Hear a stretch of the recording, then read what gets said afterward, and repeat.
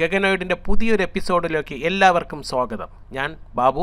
നമ്മൾ ഇന്ന് ഉണ്ടാക്കാൻ പോകുന്നത് 1 വോൾട്ട് മുതൽ 34 വോൾട്ട് വരെ വേരി ചെയ്യാൻ പറ്റുന്നതും 10 ആംപിയർ കപ്പാസിറ്റിയും ഉള്ള ഒരു വേരിയബിൾ പവർ സപ്ലൈ ആണ്.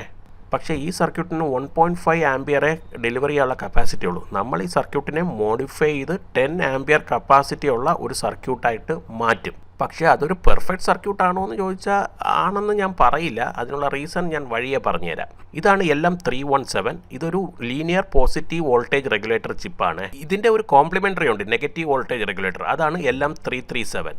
പിന്നെ ഈ ചിപ്പിൻ്റെ പിൻ ഡീറ്റെയിൽസ് അഡ്ജസ്റ്റ്മെൻറ്റ് ഔട്ട് ഇൻ. ഞാൻ നേരത്തെ പറഞ്ഞ സർക്യൂട്ടാണ് അസംബിൾ ചെയ്യാൻ പോകുന്നത്. ഞാൻ LM317 ഒരു ചെറിയൊരു അലുമിനിയം ഹീറ്റ് സിങ്കിൽ ഫിക്സ് ചെയ്തിട്ടുണ്ട്. നമ്മൾ ഈ സർക്യൂട്ട് ഈ കോമൺ ബോർഡിലാണ് അസംബിൾ ചെയ്യുന്നത്. ഞാൻ കോമൺ ബോർഡിൽ അസംബിൾ ചെയ്തതിന് ശേഷം വരാം. വളരെ സിമ്പിളായിട്ടുള്ളൊരു സർക്യൂട്ടാണിത്. ആകെ 5 കോമ്പോണൻസേ ഉള്ളൂ. 4 എണ്ണം PCBയിലുണ്ട്. പിന്നെ ഒരെണ്ണം ഈ 5K ലീനിയർ കൺട്രോളാണ്.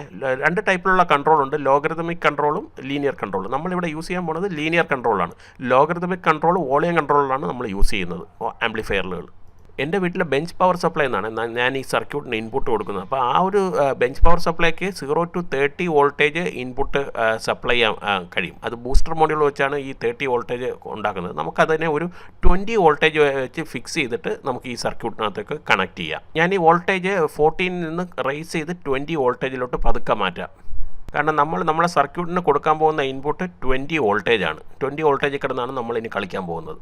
ഞാൻ ബാക്കി വയറിംഗ് എല്ലാം ഇപ്പം ചെയ്തിട്ടുണ്ട്. എല്ലാം കണക്ട് ചെയ്തു.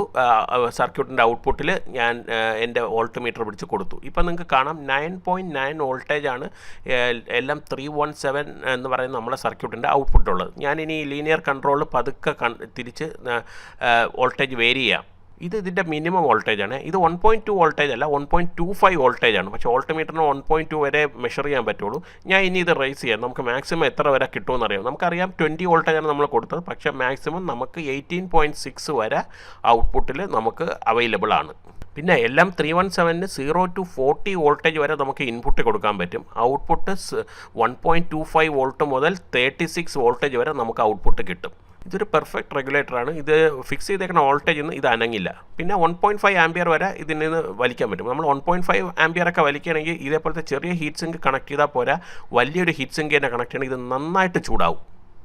നമ്മളിനി ചെയ്യാൻ പോകുന്നത് ഇതിനെ ടെസ്റ്റ് ചെയ്യാനാണ് പോകുന്നത്. അതിന് വേണ്ടി നമ്മൾ ഇതിൻ്റെ വോൾട്ടേജ് ഔട്ട്പുട്ട് വോൾട്ടേജ് 12 വോൾട്ടേജിൽ ഫിക്സ് ചെയ്ത് വയ്ക്കും. 12 വോൾട്ടേജിൽ ഫിക്സ് ചെയ്തതിന് ശേഷം നമ്മൾ ഒരു ലോഡ് ഇതിനകത്ത് കണക്ട് ചെയ്യും.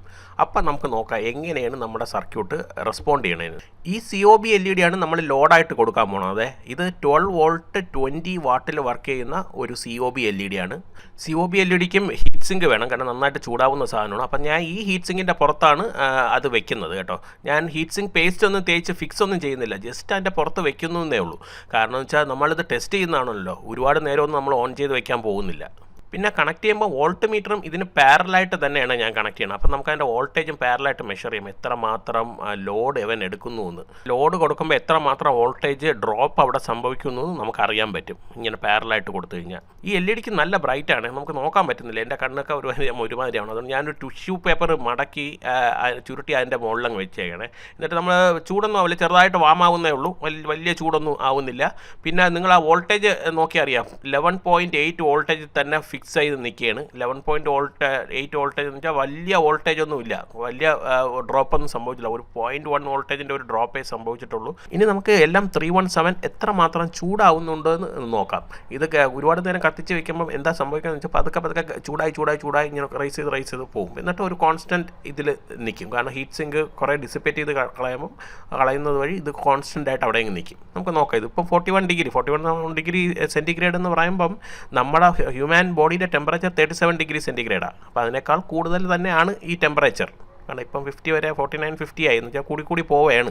ഏകദേശം 48-50 ഡിഗ്രി സെൻറ്റിഗ്രേഡിൽ ഇത് കോൺസ്റ്റൻ്റ് ആയിട്ട് ടെമ്പറേച്ചർ നിൽക്കുന്നുണ്ട്. ഇതിപ്പം മാക്സിമം 1.5 ആംപിയറാണ് ഇതിൽ നിന്ന് വലിക്കുന്നത്. അപ്പം നമുക്ക് ഇതിൽ കൂടുതൽ കറണ്ട് വലിക്കേണ്ടതുണ്ട്, 10 ആംപിയറൊക്കെ വലിക്കേണ്ടതുണ്ട്. അപ്പോൾ അങ്ങനെ 10 ആംപിയർ വലിക്കാൻ വേണ്ടി നമുക്ക് എന്ത് മോഡിഫിക്കേഷൻ ഈ സർക്യൂട്ടിൽ ചെയ്യാൻ പറ്റുമെന്ന് നമുക്ക് നോക്കാം.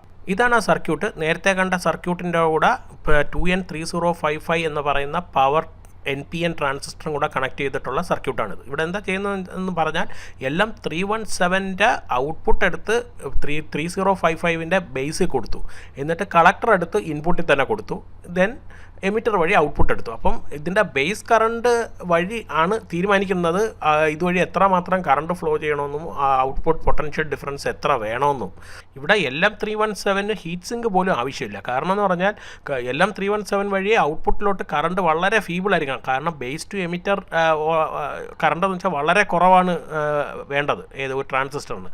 ഇവിടെ കളക്ടർ വഴി ഫ്ലോ ചെയ്യുന്ന കറണ്ടാണ് കൂടുതൽ. അതുകൊണ്ട് 2N3055 നല്ലൊരു പവർ ഹൈ ഹീറ്റ് സിങ്കിൽ തന്നെ വേണം കണക്ട് ചെയ്യാനുള്ളത്. പിന്നെ ഇതൊരു നല്ലൊരു സർക്യൂട്ടാണോ എന്ന് ചോദിച്ചാൽ ഞാൻ ഒരിക്കലും പറയില്ല ഇതൊരു നല്ല സർക്യൂട്ടാണ് എന്ന്. പക്ഷെ നമുക്കിത് യൂസ് ചെയ്യാം. ഒരു ഹൈലി റെഗുലേറ്റഡ് ആയിട്ടുള്ള ഒരു സർക്യൂട്ടാണോ എന്ന് ചോദിച്ചാൽ വോൾട്ടേജ് ഒരിക്കലും ഇതിൻ്റെ അപ്പുറത്തേക്ക് പോവില്ല. നമ്മൾ ഫിക്സ് ചെയ്യുന്നതിനേക്കാൾ അപ്പുറത്തേക്ക് പോവില്ല, പക്ഷേ കുറയും. മാത്രമല്ല 2N3055 മാക്സിമം നല്ല ഒറിജിനൽ ട്രാൻസിസ്റ്റർ ആണെങ്കിൽ 15 ആംപിയർ ഹാൻഡിൽ ചെയ്യാനുള്ള കപ്പാസിറ്റി ഉണ്ട്. അപ്പം അതിൻ്റെ ഔട്ട്പുട്ടിൽ 15 ആംപിയർ നമുക്ക് ഹാൻഡിൽ ചെയ്യാം. പക്ഷേ നമുക്ക് ഇവിടെ കിട്ടുന്ന 2N3055 എല്ലാം ഡ്യൂപ്ലിക്കേറ്റ് ആണ്. അതുകൊണ്ട് തന്നെ നമുക്ക് ഒരിക്കലും ഒരു 15 ആംപിയർ ഒന്നുമില്ല, ഒരു 6 ആംപിയർ 5 ആംപിയർ ഒക്കെ കിട്ടിയാലായി.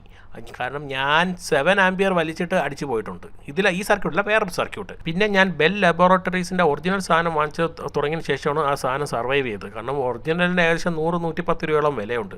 ഞാൻ ഒരു ഡ്യൂപ്ലിക്കേറ്റായിട്ട് നമുക്ക് തകരപ്പുറമിൽ നിന്ന് കിട്ടിയത് ഇനി 22 രൂപയുടെ വിലയുള്ളായിരുന്നു. 2N3055ൻ്റെ പിൻ ഡീറ്റെയിൽസിൽ ഇങ്ങനെയാണ്. എമിറ്റർ, താഴെയുള്ളത് ബേസ്, പിന്നെ ഇതിൻ്റെ ബോഡിയാണ് കളക്ടർ. ഒരു 2N3055 എങ്ങനെ നമുക്ക് ഒരു ഹീറ്റ് സിങ്കിൽ ഫിക്സ് ചെയ്യുക എന്നുള്ള വീഡിയോ ഞാൻ ഉടൻ തന്നെ ഇടാമേ. നമ്മളിതിൻ്റെ കണക്ഷനൊക്കെ കൊടുത്തു. ഇനി നമുക്ക് ടെസ്റ്റ് ചെയ്ത് നോക്കാം ഇത് എങ്ങനെയുണ്ടെന്ന്. കാരണം ഇൻപുട്ട് ഇപ്പോഴും 20 വോൾട്ട് തന്നെയാണ് നമ്മൾ കൊടുക്കുന്നത്. പിന്നെ ഇതിൻ്റെ ഔട്ട്പുട്ട് നമുക്ക് വോൾട്ട് മീറ്ററിൽ കണക്ട് ചെയ്യാം. അതിന് ശേഷം നമുക്ക് ഇതിൻ്റെ വേരിയബിൾ ആയിട്ടുള്ള ഇതിൻ്റെ ഔട്ട്പുട്ട് എങ്ങനെയുണ്ടെന്ന് നമുക്കൊന്ന് ടെസ്റ്റ് ചെയ്യാം. 15.4 വോൾട്ടേജ് കാണിക്കുന്നുണ്ട്. ഞാൻ ഇതിനെ മിനിമൈസ് ചെയ്യാം. നേരത്തെ നമുക്ക് 1.25 ആയിരുന്നു കിട്ടിക്കൊണ്ടിരുന്നത്. ഇപ്പം നമുക്കിവിടെ 1 വോൾട്ടാണ് കിട്ടുന്നത്. 0.9 വോൾട്ടാണ് മിനിമം.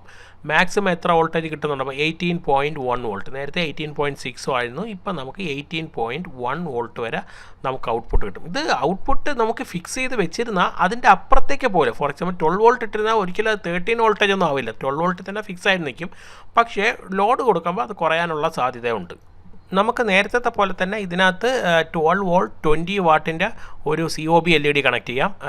ആ COB LED നമുക്ക് ഹീറ്റ് സിങ്കിൽ തന്നെ കണക്ട് ചെയ്യണം. ഇത് കണ്ണിൽ വെളിച്ചടിക്കാതിരിക്കാൻ വേണ്ടിയാണ് ഞാൻ ആ ടിഷ്യൂ എടുത്ത് എൻ്റെ മുകളിൽ വെക്കുന്നത്. ഇനി നമുക്കതിൻ്റെ ഔട്ട്പുട്ട്, അതായത് നമ്മളെ പവർ സപ്ലൈയുടെ ഔട്ട്പുട്ട് ഈ LEDയുടെ ടെർമിനൽസിൽ ഒന്ന് കണക്ട് ചെയ്ത് നോക്കാം. നമ്മൾ ഔട്ട്പുട്ട് വോൾട്ടേജ് 12 വോൾട്ടിലാണ് ഫിക്സ് ചെയ്തിരിക്കുന്നത്. ഇനി നമുക്ക് ഇതിൻ്റെ ലോഡ് കൊടുക്കുമ്പോൾ എത്ര മാത്രം വോൾട്ടേജ് അവിടെ ഡ്രോപ്പ് വരണുണ്ടെന്ന് നമുക്ക് നോക്കാം. ആ ഡ്രോപ്പ് കൂടുന്തോറും പവർ സപ്ലൈയുടെ എഫിഷ്യൻസി കുറവെന്നേ ഞാൻ പറയുള്ളൂ. കാരണം വെച്ചാൽ നല്ലൊരു റെഗുലേറ്റഡ് പവർ സപ്ലൈ ഡ്രോപ്പ് ഇല്ല. കാരണം ഇത് ട്രാൻസിസ്റ്ററിന് 15 ആംപിയർ ഇതുണ്ട്, പോർട്ട് 5 ആംപിയർ കപ്പാസിറ്റി ഉണ്ട്. ഈ LED ആകെ 1.5 ആംപിയർ 1.6 ലെസ് ദാൻ 2 ആംപിയർ എടുക്കുകയുള്ളൂ. പക്ഷേ അപ്പോഴത്തേക്ക് തന്നെ നിങ്ങൾക്ക് കാണാം 11.9 വോൾട്ട് അല്ലെങ്കിൽ 0.3 വോൾട്ടിൻ്റെ ഡ്രോപ്പ് അവിടെ വന്നു. എന്തിന്? വെറും 1.6 ആംപിയർ അല്ലെങ്കിൽ അറ്റ് ദ മോസ്റ്റ് 2 ആംപിയർ വലിച്ചപ്പം തന്നെ അവിടെ 11.3 വോൾട്ടേജിൻ്റെ ഒരു ഡ്രോപ്പ് അവിടെ വന്നു. അതിൽ നിന്ന് മനസ്സിലാക്കേണ്ടത് ഈ ഒരു പവർ സപ്ലൈ ഒരു എഫിഷ്യൻറ്റ് പവർ സപ്ലൈ ഒന്നും അല്ല.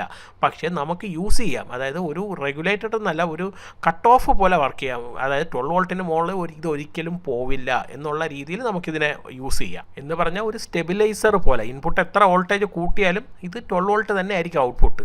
ട്രാൻസിസ്റ്റർ എക്സ്പെക്ട് ചെയ്തതിനേക്കാൾ കൂടുതൽ ചൂടാവുന്നുണ്ട് കേട്ടോ. കാരണം എന്ന് വെച്ചാൽ ഇതൊരു ഡ്യൂപ്ലിക്കേറ്റ് ട്രാൻസിസ്റ്റർ ആണെന്നുള്ളതിൻ്റെ പ്രൂഫാണിത്. കാരണം വെറും 2 ആംപിയർ വലിക്കുമ്പോൾ തന്നെ 15 ആംപിയർ വലിക്കേണ്ട സ്ഥാനത്ത് 2 ആംപിയർ വലിക്കുമ്പോൾ തന്നെ ഇത് ചൂടാവുമെന്ന് പറഞ്ഞാൽ അതൊരു ഡ്യൂപ്ലിക്കേറ്റ് ആണ്. നിങ്ങൾക്ക് ഈ വീഡിയോ ഇഷ്ടമായെങ്കിൽ ലൈക്ക് ചെയ്യണം കേട്ടോ. നിങ്ങൾക്ക് ഈ പവർ സപ്ലൈയുടെ ഔട്ട്പുട്ട് ആംപിയർ കൂട്ടണമെന്നുണ്ടെങ്കിൽ, അല്ലെങ്കിൽ ഈ ട്രാൻസിസ്റ്ററിൻ്റെ ലോഡ് കുറയ്ക്കണം, അപ്പം പവർ സപ്ലൈ ആംപിയർ കൂട്ടണം എന്നുണ്ടെങ്കിൽ ഇതുപോലെ വയർ ചെയ്യുക. 2N3055നെ പാരലായിട്ട് 2 എണ്ണം കണക്ട് ചെയ്താൽ മതി. അപ്പം ഇതിൽ ആംപിയർ 2 ആയിട്ട് ഡിവൈഡ് ചെയ്ത് പോകും. അപ്പം നിങ്ങൾക്ക് കൂടുതൽ ആംപിയർ കിട്ടും. കാരണം ഇത് ഒറിജിനൽ ട്രാൻസിസ്റ്റർ ആണെങ്കിൽ 30 ആംപിയർ വരെ നിങ്ങൾക്ക് ഇതിൻ്റെ ഔട്ട്പുട്ട് വലിക്കാം. 30 ഇല്ലെങ്കിൽ 20 ആംപിയർ എങ്കിലും നിങ്ങൾക്ക് വലിക്കാൻ പറ്റും. ഞാൻ എൻ്റെ അടുത്ത വീഡിയോയിൽ ഇതിലും നല്ലൊരു പവർ സപ്ലൈ തരാം. അതായത് ഇതുപോലെ ലോഡ് കൊടുത്തെന്നും പറഞ്ഞ് വോൾട്ടേജ് ഡ്രോപ്പ് ആവണമെന്നല്ല, നല്ല പെർഫെക്റ്റ് സാധനം. ഇത് LM317 തന്നെയാണ് യൂസ് ചെയ്യുന്നത്. പക്ഷേ 2955 എന്ന് പറയുന്ന ട്രാൻസിസ്റ്ററാണ് ഇതിൻ്റെ യൂസ് ചെയ്യുന്നത്. അതായത് 2N3055ൻ്റെ കോംപ്ലിമെൻ്ററി ട്രാൻസിസ്റ്റർ. ഇതുപോലുള്ള ഇൻട്രസ്റ്റിംഗ് വീഡിയോയ്ക്ക് വേണ്ടി ചാനൽ സബ്സ്ക്രൈബ് ചെയ്യാൻ മറക്കരുത്. അതിൻ്റെ അപ്പുറത്തുള്ള ചെറിയ ബെല്ലൈക്കൺ ക്ലിക്ക് ചെയ്താൽ ഞാൻ അപ്ലോഡ് ചെയ്യുന്ന വീഡിയോസിൻ്റെ നോട്ടിഫിക്കേഷൻ നിങ്ങൾക്ക് കിട്ടും. ദിസ് ഈസ് ഗഗനോയിഡ് സൈനിങ് ഓഫ്. അടുത്ത വീഡിയോ അപ്ലോഡ് ചെയ്യുന്നത് വരെ ചെറിയൊരു ഇടവേള.